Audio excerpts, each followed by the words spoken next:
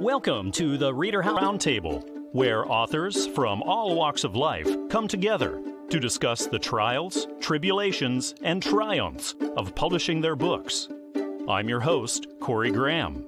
Join us here every Friday night at 8 p.m. or listen anytime via podcast at Spotify, Apple Podcasts, Stitcher, TuneIn, and PodServe, to name just a few.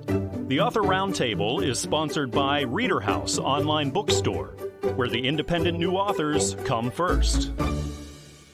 The book I'm looking at right now is an exploration of healing and faith. It's written by author Stephney Palmer, and it's titled BFA, Beauty for Ashes. And we're going to be talking all about this. Stephney is sitting right here with me now at the ReaderHouse Author Roundtable. Stephney, thank you for joining me tonight. Thank you so much for having me. Absolutely. I'm interested in learning all about BFA, Beauty for Ashes. So, Stephney, can you tell me what readers are going to find here? Well, in this book, it is 31 days of devotionals that will encourage their hearts. And I followed up with different Bible verses that goes with the headings such as forgiveness or perseverance or love. You know, those are the things that as I was going through that I thought was healing for me. Stephney, what kinds of readers did you have in mind when you were writing this? Well, you know, when I was writing this book, I asked God if he could just allow this book to go to different readers, not just those that are of faith, but those who are looking to have faith, those who are kind of lost, and those who are having problems with forgiveness and for who's not loved or feel like they're not loved. I think there's something in this book for everyone, despite of whatever it is that they're going through. And how did the idea for this come about, Stephney? How were you inspired to write it? So I was in a very dark place in my life, and I was home one day and I was like, God, I don't know what is going on here. Like, you know, how did I even get to this place? And I got a call from my sister, Nikki, and she said to me, Steph, there's someone that I would like you to speak to. And at that point, I did not want to speak to anyone. I just wanted to just stay in my corner and just pray that God will get me through this. But anyway, I took the call, and it was from a person she knows named Kenneth, and he had this similar issue. And the more he spoke, the more I'm like, okay, maybe this person can understand. So I started encouraging him, even though I was going through. Then next day, another friend that called me, and she was like going through the same situation. And then 2 days later, a friend, Neeks, she called me. And I'm like, God, what is going on here? And so I started encouraging these people in my dark state. And instead of me dwelling on what I was going through, I was now praying for these people. And one day I asked God, you know, what was this all about? Because I felt like I failed them, even though I didn't. They were prospering and they were doing better. And God said to me that the healing was not for them, it was for you. And it just opened my eyes like, oh, my goodness, that is why I am so strengthened through the things that I was saying to them. I was using the Bible as references, and we just kind of pulled each other out. And we were talking one day, and I'm like, God, Beauty for Ashes just came out of nowhere. And that's how I decided that that would be what I named the book. So once you got started on this, Stephney, how long of a journey were you on, the writing and the publishing process and everything? Actually, it did not take very long, but you know, when God is in the midst and doing things, you really don't see the time frame. I was looking back on some things, and I believe I started this in November or December of last year. And I think if I was writing, if I was in the right mind frame to write every day, I think I would have been done sooner. But, you know, when you're going through something, some days you just don't want to do anything but just do nothing. And once I decided that, okay, Steph, you have to pull yourself out of this, that's when I started doing more writing, and it just all came together. And in less than a year. So have you given any thought maybe down the road here, writing and publishing some more? As a matter of fact, there's one in publication right now. As I was finishing this one, the Holy Spirit gave me, he said, Women of the Bible. And I'm like, what is that? Am I supposed to find these women and read about them? What is this about? And just praying, I'm like, okay, God, you want me to write? And he started giving me these names. And I'm like, I've never heard of these names in the Bible. So I start Googling, and he gave me 5 names that some people have never heard of, me, myself.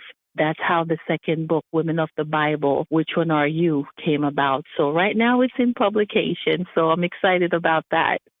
Oh, what a beautiful book this is. Again, the title is BFA, Beauty for Ashes. It's written by Stephney Palmer and published by Christian Faith Publishing. So, of course, you can find it pretty much everywhere, like Amazon, and Barnes & Noble, iTunes, and down the street at your local bookshop. Well, Stephney, thank you again for coming on the show and telling me all about this. I had a great time. Thanks again. Thank you so much for having me. God bless. I'm looking at a book now. It's historical fiction. It's a novel that invites readers to travel back in time to the era of the Great Depression.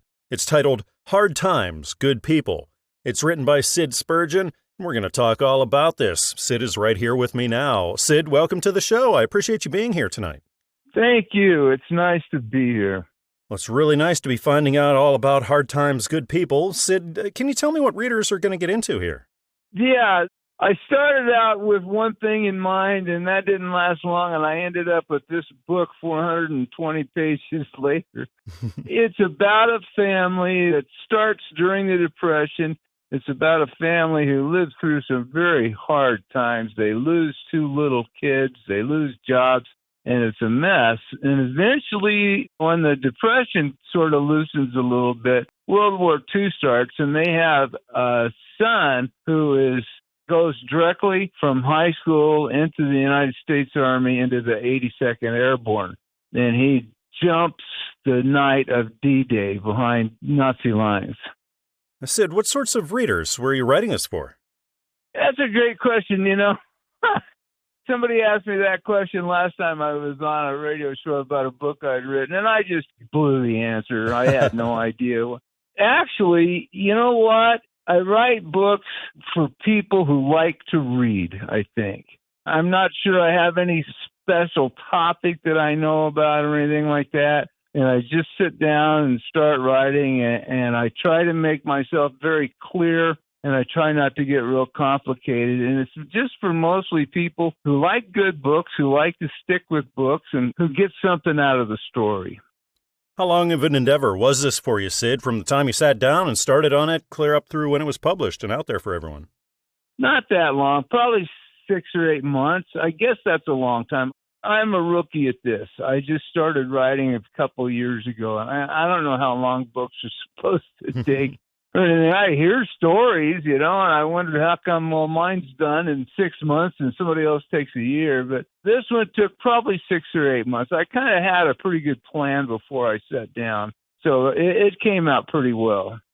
And now that you've been publishing, you're a published author. When you think about that, Sid, what's the most rewarding part of it for you? Really? This is probably not as modest as I should be. I like looking at the cover with my name on it.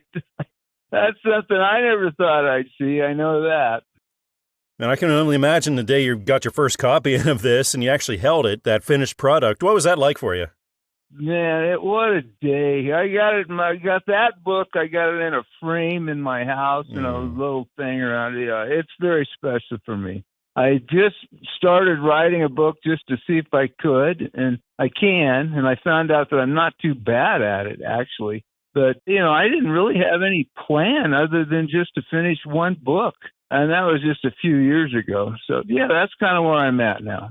So there's the writing of the book, and then you hand that manuscript off to your publisher, to Newman Springs, and start that whole publishing process, jumping through all those hoops. Sid, what do you find the most challenging part about that publishing process? That's a great question. I think it's the time that it takes. I send a manuscript in, and I've got to wait around for a week or two to find out if they want it. And then, I got to wait around for the thing to get published and put out there. I think maybe the wait for me, is kind of the hardest. We have a lot of listeners right now. They're authors who are just starting out. And so, Sid, is there anything you might have picked up along the way of doing this that you could throw out there as some advice for them? Yeah, don't quit. Just start writing. That's kind of what I did. I don't use an outline. I just have some ideas and things like that. Just sit down with your pen and paper, if that's what you use, and go for it. Just see what comes out. Great advice. Well, sounds like readers are going to love this book. Again, it's titled Hard Times, Good People. It's written by Sid Spurgeon and published by Newman Springs Publishing, so you can find it at places like Amazon and Barnes & Noble and iTunes, traditional brick-and-mortar stores, really anywhere. Well, Sid, it's been fantastic talking with you tonight. Thanks again for coming on the show with me. Well, I enjoyed it. Thank you for the call. The book I'm looking at right now is the sweet story of a shy and beloved cat. It's titled Little Heidi Hides. It's written by Melissa Cernak, and we're going to talk all about this. Melissa is right here with me now. Melissa, welcome to the show. I appreciate you being here with me. Thank you. I'm happy to be here. Absolutely. Melissa, can you tell me all about Little Heidi Hides? What are readers going to find? Well, it's a story about our three cats, and when we brought Heidi home, she just hid all of the time. And so the only way we could get her out was to shake the treats. So that's the purpose of the cat treats on the front page cover, and that was the only way we could get her out. What sorts of readers were you writing for? Anybody who's interested in a rhyme. I mean, I still say it to myself, and I'm 45 years old, and I still get tickled by it. So if it's going to make somebody laugh, that's who I was trying to get to. So how did this come about, Melissa? How were you inspired to write it? Well, I've always come up with jingles and things in my head, and, I would bebop around the house doing work, chores or whatever, and then at my job doing side work or doing whatever it was, I would just have these rhymes come out of me. And then, one day I actually woke up to a spiritual awakening and ended up finding myself going through a divorce. And while I had all of this free time on my hands, I poured all of that energy into myself and decided to take a chance on me and see what would come about me trying to produce this book, and here we are. Have you ever done anything like this before, or is this your first time at it? This is the first time. How long of a journey was this for you? Well, it's been about 2 years. And there's the writing of the book, and then you go to get it published, you hand it off to the publisher, Christian Faith, and you start that publishing process. Melissa, what did you find the most challenging part about that publishing end of things? The hardest part about all of it was actually taking the step forward to believe in myself to actually do it. Once the book was accepted and I received the message of, welcome author, you're a published author, like the feeling of that was just absolutely wonderful. Everything else just kind of fell into place. So whenever you were finally holding it in your hands for that first time, you got your first copy in, what was that like? That was a beautiful feeling. I actually didn't even realize that the books were going to be there. I came home and found them in the mail, and it was a really wonderful, wonderful experience. And it's interesting because when I got the books, I took pictures of them and I posted them on Facebook, social media, and things like that. And then something dawned on me and said, my intuition had told me, Google your name. And when I Googled my name, I realized that the books were also on Amazon and Barnes & Noble, and that there was a short cartoon available, which I was not aware of at the time. So I'm happy that I followed and listened to my intuition. So now you're officially a published author, Melissa. What's the most rewarding thing to you about that? The belief in myself that I did it. That's the most rewarding thing. It's not about, of course, I want the book to get out there and, profits are a wonderful thing, but it's the belief in myself. And I actually did something that I wanted to do. I said I was going to do it and I did it. I followed through, and it's just a beautiful feeling. So looking down the road, what are the chances that we might see some more books from you? I already have some stuff written down. I have ideas and thoughts. They always come to me. So I just want to see how this goes and follow my present moments and see where my life takes me. See where my journey unfolds. Now, when you were sitting down working on Little Heidi Hides, was writer's block ever something that you found you had to get through? No, not really. I never was a writer before, honestly. I woke up, like I was telling you, to a spiritual awakening, and I had become a writer out of all of this. And I was always afraid to express myself. And without the blockage and the fear of expressing myself and, those sorts of things that, are challenging in life, it just started pouring out of me. A lot of our listeners right now are authors just starting out. So, Melissa, do you have maybe something in the way of advice that you could throw out there for them? Try to write from the heart. The mind is a tricky thing, so forcing something out that you think someone might want to hear, that's a difficult and challenging feat. But if you're writing from the heart, the people who are supposed to connect with it will energetically find their way to it. Well, this sounds like a book that readers are going to love. Again, it's titled Little Heidi Hides. It's written by Melissa Cernak and published by Christian Faith Publishing. So you can find it places like Amazon and Barnes & Noble, iTunes, traditional brick-and-mortar stores, really anywhere that you normally go to find your books. Well, Melissa, I got to thank you again for coming on the show and telling me all about this. It was great talking with you. Thank you very much. It was wonderful being here. In his new book, I Will Walk with Jesus, A Journey to a Life Worth Living, author Norman Coleman III offers an inspiring guide to deepening one's faith and purpose. And we get to talk all about this. The author, Norman, is right here with me now at the ReaderHouse Author Roundtable. Norman, welcome to the show. Thank you for joining me. Thank you very much for having me. Absolutely, Norman. I'm interested in learning all about I Will Walk with Jesus. What are readers going to find here?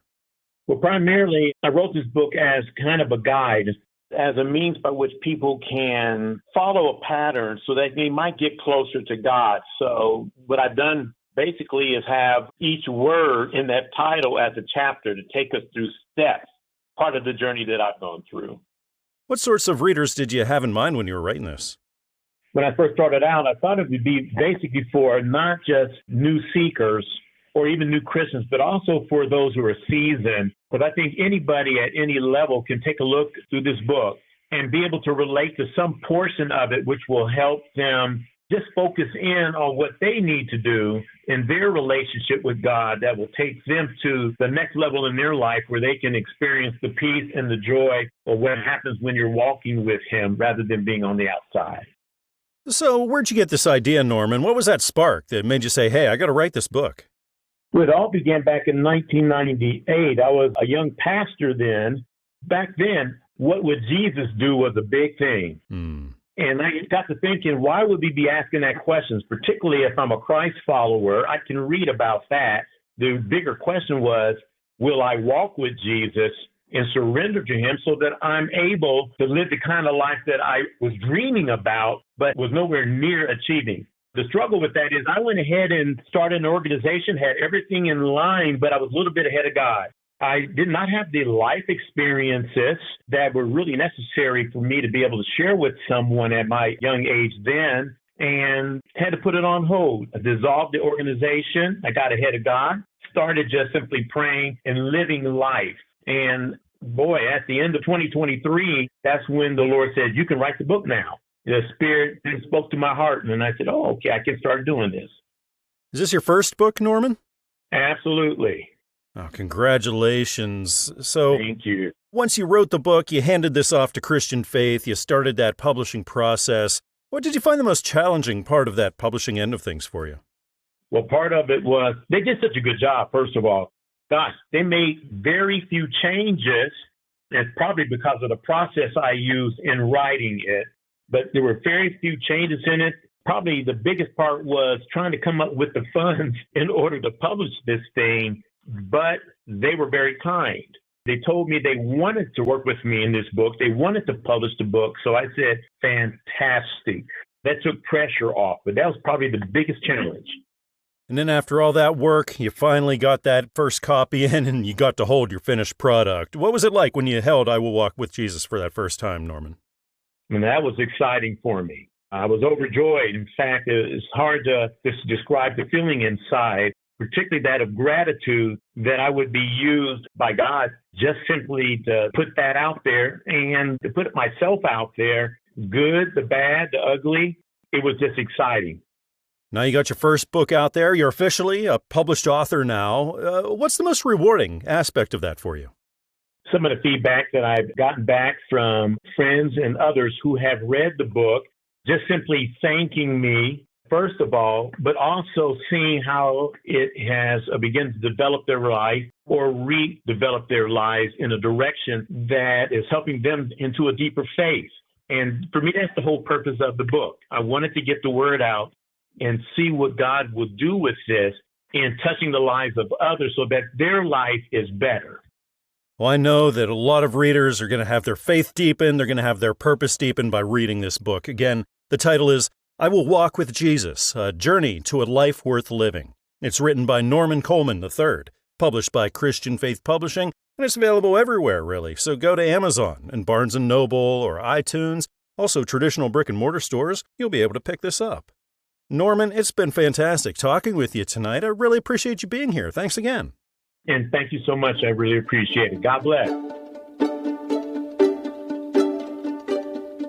I'm looking at a book right now. It's an exploration of relationships behind bars. It's titled Love During Lockup, The Unfiltered Truth About Prison Romance. This is written by Dorothy Plybon, and we're going to talk all about this book. The author, Dot, is right here with me now. Dot, welcome to the show. I appreciate you being here with me tonight. Hi, thank you for having me. I appreciate it. Look forward to talking to you. Well, I look forward to learning all about Love During Lockup. Dot, can you tell me all about it? What have you written about here? Well, Love During Lockup is an insightful exploration of romantic relationships with incarcerated individuals. I go into a lot more than that in details. The book offers real-life experiences as witnessed and dealt with me for almost the last 10 years now. The book is a valuable resource for anybody contemplating a relationship with someone behind bars, or maybe somebody has a family member that's locked up or been locked up. And I help them understand what they go through on a daily basis. My book talks about being empathetic, gives a little bit of clarity about what goes on. I give guidance to help readers make informed decisions about these types of relationships. Sometimes it's a fantasy on some people's part, but I'll let them know that it's not a fantasy. It's a real deal. My book helps them decide. I would say that my target audience would be anyone that has had someone incarcerated, people corresponding with inmates, folks who are helping inmates financially, anyone that wants to get a better idea of what this type of relationship is about, and anyone who is seeking a better understanding about forgiveness and compassion for those behind bars. Again, you have a lot of family members that are trying to understand their mindset and what they go through, different things like that. I tell people if they have anybody acting out or trying to get in trouble, they definitely need to read the book. And so, because I set them up for a reality of what is going to happen to them when they go behind bars. And when it comes to your writing background, Dot, is this the first time you've been published, or are you experienced in this? No, I'm just experienced with having dealt with someone that was on the inside. But the only thing I've written in the past is country gospel. I love writing country music. I don't put my tunes to music, but I'm a lyrics writer. Other than books, no, I haven't tried a book. So being your first one, how long did this take you? Was it a long time? The whole journey has been about almost 10 years now. And once I got started on the book from start to finish, because I started it a couple of times, I actually left my job last January to finish it. And then when I left my job, I rewrote it. So it's taken me almost 3 years. So where did this come from, Dot? What was that spark that made you say, hey, I got to sit down and write this book? Well, it was a very traumatic experience, okay? So it had its highs and lows. A pastor friend of mine told me one time the best way to heal is to write about it. And so I wrote a couple songs about it, but now I really sat down and put it pen to paper and wrote about it. And once I wrote about it, I just told myself, I had wished that I had this very book before I decided to be in a relationship with someone incarcerated, because I never would have done it. I might have remained a friend or pen pal, but I never would have allowed myself to get that close. So there was a lot of time, a lot of hard work went into this, and then that day came, you finally got your first copy in, and you got to hold this for the first time. It was a real thing, Dot. What kind of a moment was that like for you? I was crying. Brings tears to my eyes. Yeah, I was jumping up and down. I had to call everybody because I did it. It took me a while to get over my relationship issue that I had, because I ended up marrying my loved one that was incarcerated. And then we ended up in divorce, unfortunately. It really emotionally put a toll on me, and financially as well. And to get over it, it took me like a year in therapy just to get over what happened to me. And so it was like, it's over. It's done. It's finished. Now to help somebody else. And that's why I wrote it. If it helps one person, it was worth the effort. Again, this book is titled Love During Lockup, The Unfiltered Truth About Prison Romance. It's written by Dorothy Plybon and is published by Christian Faith Publishing, so really you can find it everywhere, like at Amazon and Barnes & Noble, iTunes, and also traditional brick-and-mortar stores. Well, Dot, it's been really fantastic talking with you tonight. Thanks again for coming on the show and telling me all about the book. Oh, I appreciate it. Thank you for having me. The new book, written by Fred Bear. It's titled Love is Life, An Unexpected Journey, Manuscript Book of Poems. and it's an exploration of love, nature, and the healing power of poetry. And we're going to talk all about this book. The author, Fred, is here with me now at the ReaderHouse Author Roundtable. Fred, really appreciate you being here. Welcome to the show. Well, I appreciate the invitation. This is a very nice opportunity for me, and I appreciate it. Thank you. I'm curious about Love is Life. Fred, can you tell me all about this book? The book itself, yes. Actually, Love is Life has always been my mantra from as long as I can remember when I was a little kid. The book itself really is a pathway that shows really, for me, love and life, and especially during the time of loss. The book came about basically after my wife passed of 54 years, and so that was sort of what led me down this direction. Fred, what kinds of readers do you think would be really into this? I believe readers that would be interested in this was anybody that's interested in love and what life is all about. It's really about unexpected journeys and finding also love in life. Then there's the experience of loss as well. And I think that's one of the things that's probably highlighted in my book and some of my poems is the loss and how a person goes on and he finds a way to live in the now. Prior to this, have you been published? This is my first book that I've ever published. I'd really never considered something like this before. I'd written some poems to my wife, 11 poems actually, before we were married way back in the 60s. And from that point on, I never really put things down on paper, just sort of lived life. But it was after her passing, there was an inspiration that was brought about to really share those poems and share a lot more poems that were given to me. So once you sat down and got started on Love is Life, clear up through the publishing and everything like that, was this a long journey that you were on? You know, it seems like a journey that's been on forever, but at the same time, actually, the writing of the poems was really in a shorter increment. I began last year, or it was actually on July 11th. A dear friend, had written me a text, and she was struggling as well as I was with the loss of somebody in their life. And she gave me some words that were just extremely important and impacted me. And I wrote a poem that night, When an Angel Whispered in My Ear, and it's the first poem of the second part of the book. And that basically kind of opened the floodgate of every other kind of poem coming to me. So it was the start of this, and I hope it will be continued as well. And once you got that manuscript all done and you handed that off to Christian Faith, you started that publishing process. Fred, what did you find the most challenging part of that end? The most challenging part, the actual publishing part, was the beginning, the organization of the poems to where they're in a format that can be published, and that was a little bit challenging. And also deciding how the poems should be presented. Poems are a little bit different than writing a novel or a book. Words are more important exactly how they're written, I think, from an author than they are like something that can be edited like in a novel. But I did find that challenging, but at the same time, working with the publishing company, they were incredible throughout the whole process. Well, this book has an awful lot of meaning to you, and I can only imagine what you were thinking and what you were feeling when that first copy came in and you were holding Love is Life in your hands. Fred, what was that like? That was an experience that's almost surreal. It's really hard to explain and what it did feel like.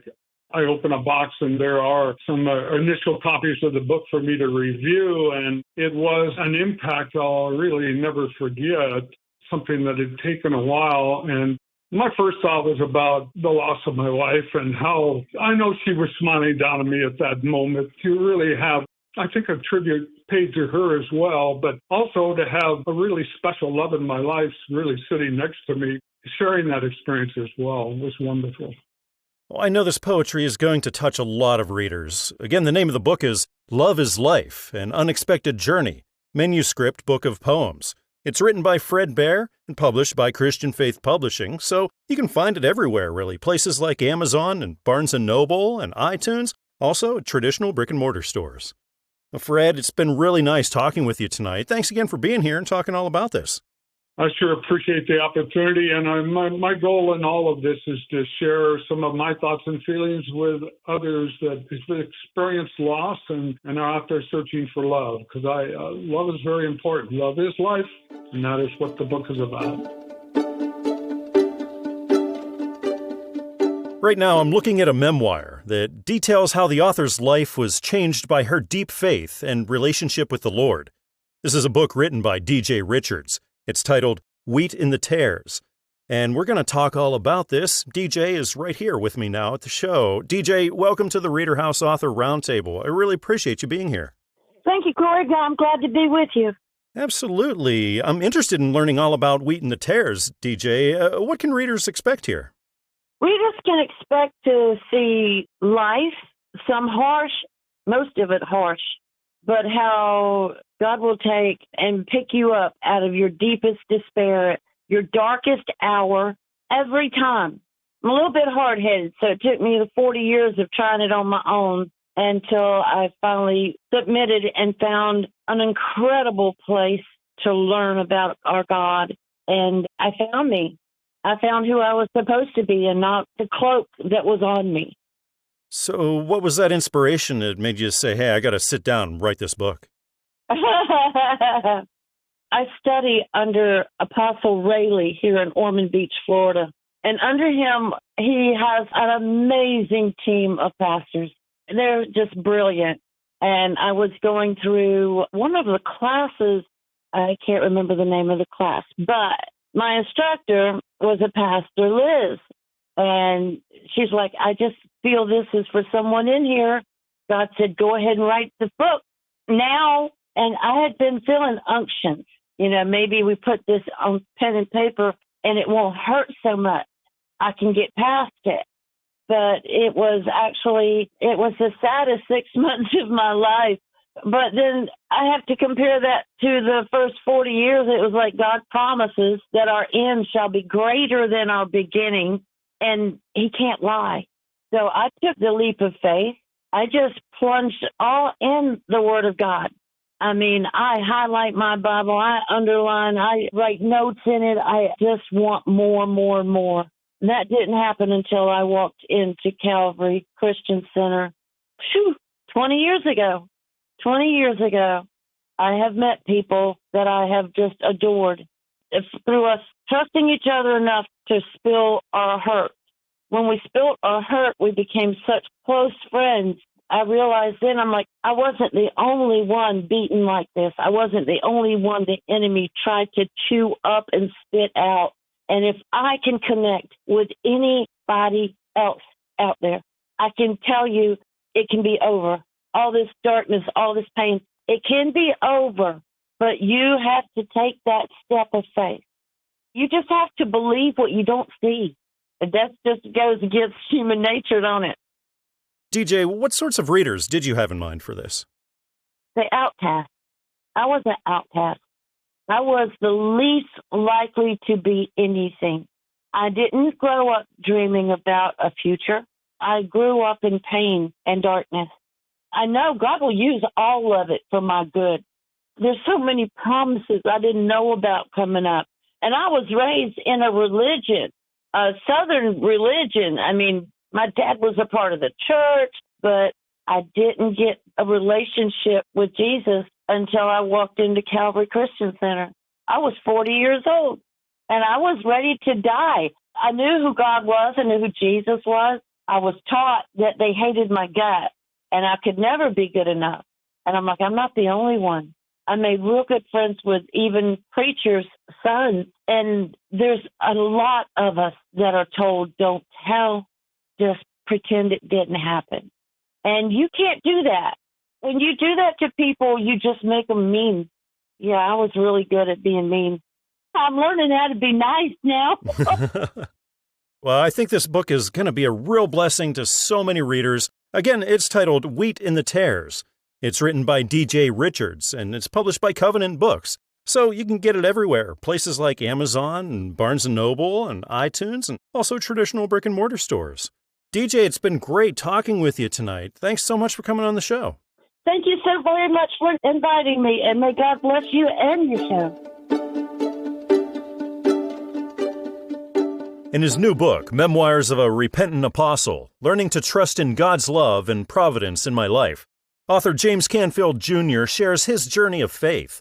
And we're going to talk all about this. James is right here with me now. James, welcome to the ReaderHouse Author Roundtable. I appreciate you being with me. I'm glad to be here with you. Can you tell me all about Memoirs of a Repentant Apostle? What are readers going to find here? Well, one of the things that's This was actually sort of a catharsis for me as I was finding my way into understanding that God was present in my life. He allowed me, just by reflecting on the things that I went through, to how relevant they might be for others who may be experiencing the same thing. So what was the spark that made you say, hey, I got to sit down and get started on this book? Well, my younger brother, well, actually his middle brother, had always been a person who had been able to just write and talk about God's Word. Unfortunately, as I said in the book, he had his own demons, and he became an alcoholic and unfortunately died of cancer.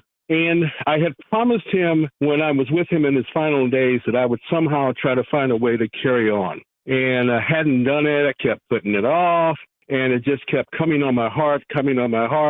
And I sat down and just started writing. And by God's grace, it just kept flowing. In fact, I think it took me probably about a year to actually put it all into words. And it was kind of painful. That's why I think it took so long, because I was rehashing all of the things that had happened in my life. And I realized that even in the darkest times, that God was there. So, yeah. So there's the writing of the book. That took you about a year, you said. And then you hand that manuscript off to your publisher and you start going through that publishing process. And there's a lot involved there. James, what did you find the most challenging part of that publishing process? Actually, this may sound strange. When I sent it, I thought, okay, I'm ready to get beat up here, right? Because when you're a fledgling author, you think, okay, yeah, they're going to come back. And once again, by God's grace, it was more of, well, you may want to have this kind of punctuation here instead of that kind of punctuation. The publisher just made it actually painless for me, if that can make sense. Went back and forth with the editors, and even on the artwork, I kind of gave them a free hand. I said, listen, have the artist read the book first. They see the scriptures and stuff that I'm using in there, and then tell them to pull it together by that, and then show me what they got. And then that's how they came up with the cover for the book, On the Road to Emmaus. It was a fantastic journey for me. The to and fro was extremely important, and any author that's out there or someone who wants to become an author, I think the first thing to do is to give good thought to what it is you want to write about. Because there's always going to be, well, don't you want to say it this way kind of things. And so you really have to work it out in your head and on paper what it is that you're trying to say, because the editors will always say, why did you say it that way? Because they don't want to, at least my experience, let's put it this way, they don't want to absolutely rewrite your stuff, but they want you to have a good foundation in why you wrote it the way you wrote it. And so that was my experience with the publisher. And of course, we're talking about the audiobook edition of this. So what kind of a process was that like? Was it difficult for you to find just that right voice you were looking for? Yeah, that was funny. I had some of my friends said, well, don't you want to do that yourself? I go, no, it's not on my heart to be the one that does this. And so we went through probably Audible sent, maybe 7 or 8 different narrators. And we picked this one, and my wife, and I actually had my wife in the experience with me. I said, would you listen to this if this person was talking? So what we did was, I'm a little bit long in the tooth here. I didn't want someone that was going to sound like some 20-something when they were reading, because that would not be me. When we listened to it, my wife and I listened to all 4 of them together, and she said, that person sounds the way you would say it. And so that's how we picked this gentleman. He turned it around quickly. Well, what a blessing this book is going to be to a lot of readers. Again, the title is Memoirs of a Repentant Apostle, Learning to Trust in God's Love and Providence in My Life. It's written by James Canfield Jr., published by the Audiobook Network. So go wherever you normally go to get your audiobooks, and you'll be able to find this, like Audible and iTunes and Amazon. James, thanks again for coming on the show and talking with me tonight. It's been a great time. It's been a great pleasure for me, and thank you for wanting to take the time to talk to me. I'm looking at a book right now that explores discovering profound wisdom in everyday life. It's titled Connections in the Sacred, Finding Your Meaning in the Ordinary. This is a book written by Pauli Hubbard, and I get to find out all about it. Pauli is right here with me now. Pauli, welcome to the show. I really appreciate you joining me. Well, thank you. I've been looking forward to this. I've been looking forward to meeting you and learning all about connections in the sacred. Pauli, can you tell me about this book? Well, I've been trying to think about, what would be the most concise way of doing it. And here's what I come up with. It's about, when you get up in the morning and you rub your eyes and you get all the sleepy out of your eyes and you're fully awake.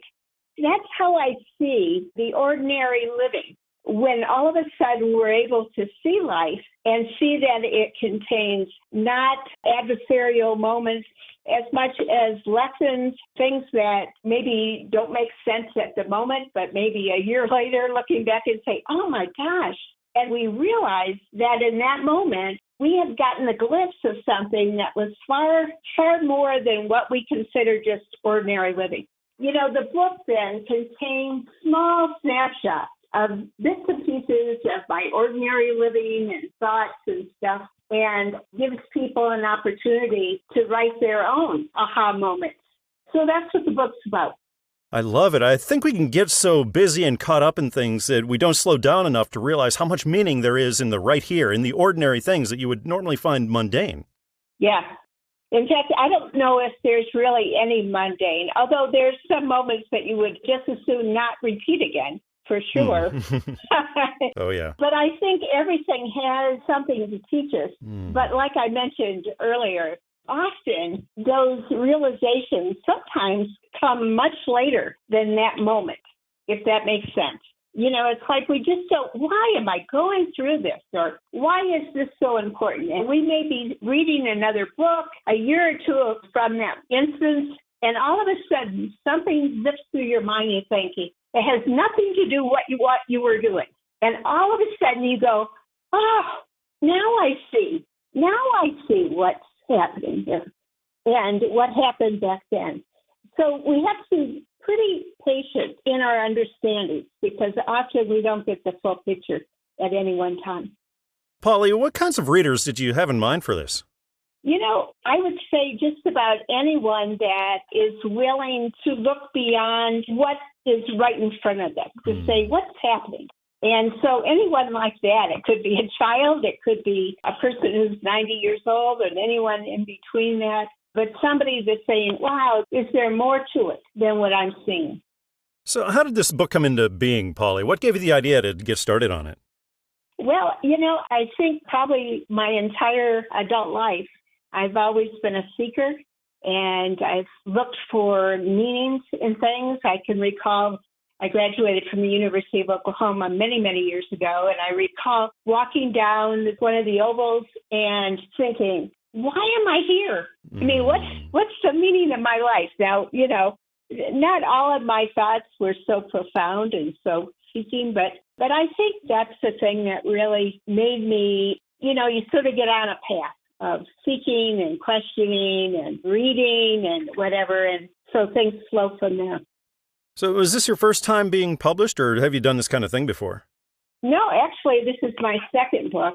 My first book was called, very similar though, it was called Following the Breadcrumbs, Glimpses of God in the Ordinary. But sort of in that same venue, that first book was more, I really looked back on a lot of my growing up years and how I saw glimpses at that point. And then Connections is actually more recent ordinaries. If that's even a complete sentence, I'm not sure. I think this book is really going to touch a lot of readers. Again, it's titled Connections in the Sacred, Finding Your Meaning in the Ordinary. It's written by Pauli Hubbard and published by Haas & Jenkins Publishing. So you can find it everywhere, really. Places like Amazon and Barnes & Noble and iTunes and also traditional brick-and-mortar stores. Pauli, it's been absolutely wonderful talking with you tonight. Thanks again for coming on the show and telling me all about your book. Well, thank you, and you have a nice evening. Author Jeanette Moore has written a new book that helps readers start and grow a strong family unit. The title of the book is Blending a Family Successfully, and I'm speaking with Jeanette right now. We're going to talk all about this book. Jeanette, welcome to the show. I really appreciate you joining me here tonight. Thank you. I'm happy to be a part of the show. I'm happy to have you here, and I'm really happy to be learning all about blending a family successfully. Jeanette, can you tell me about it? Yes, the book is about blending a successful family unit. And it's about implementing family values that mainly consist of the core values of faith, love, trust, and patience within the family structure to help build a strong family unit. And in the book, there are 11 areas of concern that families are faced with on a day-to-day basis that are addressed in the book, that I was able to give insightful outcomes and wisdom nuggets as a part of the core values being implemented and having a well-balanced and structured family unit. So you say you wrote this primarily then for those who are into blended family and looking to get that worked out? Well, basically for blended families, but any family that's looking to improve it, to build on a more solid foundation within their family structure, this book would be also a blessing to them as well. So, Jeanette, how did you come up with the idea for this? What inspired you? What inspired me, I had been married twice, and each of my husbands had children, as well as myself. And over the years, my first husband, he passed, and then I met my second husband, and he had young children. And so, just having those experiences, blending a family with so many challenges. And as time went on and watching single families and families, mothers trying to remarry and bring together their families, and I've seen an area of concern where I could really be a blessing in sharing my experience and how I got through my two marriages with children and blending a family. So that really what inspired me was to be able to be a help to those that had families, children, whether it's grandparents or children or whoever the dependents were, that they wanted to bring together a family structure. I just felt like my book would be a blessing. So it was basically my experiences, my challenges in blending two families that had inspired me to put this book together. Have you written or published before? No, this is my first time. Congratulations. So being that Thank it was you. your first one, did this take a long time for you to do? Well, actually, I was inspired through the inspiration. I was convicted on a wintry day. I was so convicted and inspired to just sit down. Now, mind you, I have always wanted to just sit and just start writing, but that writer's block is so real. But this particular day, I sat down, I said, I'm going to do this. But I already had the title in my heart. So once I typed that title on the paper, then I started flowing ever since through the inspiration that God had placed inside of me to, just put it on, just type it and put it on paper. So it had taken me 5 months, 5 consecutive months to put all that I wanted to share, to put it all on paper. And then I was able to get a publisher that was just phenomenal in helping me get to the next level. So I would say it had taken a year to get the book off the ground. Then after all that time, you open up your mailbox that one day, and there it finally was. The first copy, the real thing. You're finally holding it in your hands. Jeanette, what kind of a moment was that like for you? I was so elated. Oh, my God. I think I just started crying. Yeah, I did. The tears started coming. I was just thanking and praising God because it was through the conviction and inspiration of His inward spirit within me that propelled me to move forward and to have the patience and not to fear what was ahead of me, but just dive in there and get it done. And it was just a lesson for me to take that step and kept it moving until I got it done. It's titled Blending a Family Successfully. It's written by Jeanette Moore, published by Newman Springs Publishing, so it's available really everywhere, like Amazon, Barnes & Noble, and iTunes, and also traditional brick-and-mortar stores. Well, Jeanette, it's been so nice talking with you tonight. Thanks again for coming on the show. My pleasure. Thank you for having me. We hope you enjoyed this edition of the ReaderHouse Author Roundtable, where authors from all walks of life come together to discuss the trials, tribulations, and triumphs of publishing their books. We hope to see you back here every Friday night at 8 p.m. or listen anytime via podcast at Spotify, Apple Podcasts, Stitcher, TuneIn, and PodServe, to name just a few. The Author Roundtable is sponsored by ReaderHouse Online Bookstore, where independent new authors come first.